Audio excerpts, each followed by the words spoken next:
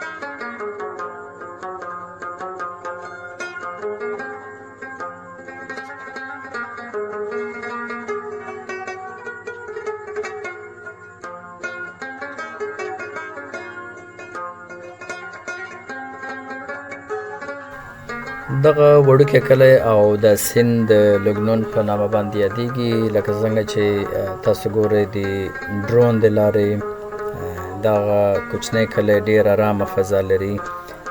له پاس نه هم تاسو لیدلی شئ چې ډېر منظم او شین او ارامه ښکاري.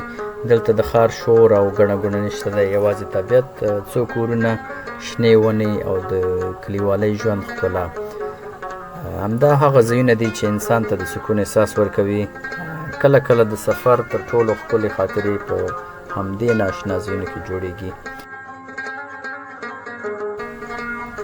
دا سیند په ډېر آرام ډول د طبیعت له منځه تېرېږي. د سیند دواړه غاړو ته شنې ونې دي، کروندې دي او پراخه شنې سیمې لیدل کېږي.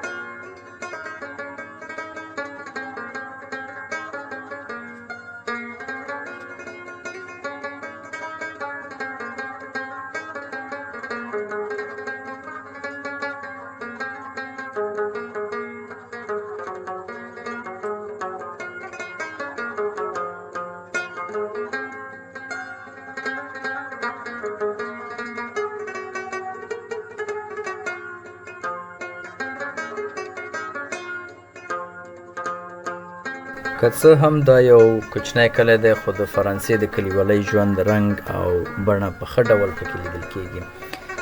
کوڅې یې پاکې دي، کورونه یې ساده دي او ښکلي دي او هر څه داسې ښکاري لکه وخت چې دلته ورو تېرېږي. زما په نظر د اروپا د سفر یو لوی خوند دا دی چې یوازې مشهور ځایونه ونه ګورئ بلکې داسې ارامه او پټ ځایونو ته هم ورشئ. زه شخصا داسې ځایونه ډېر خوښوم.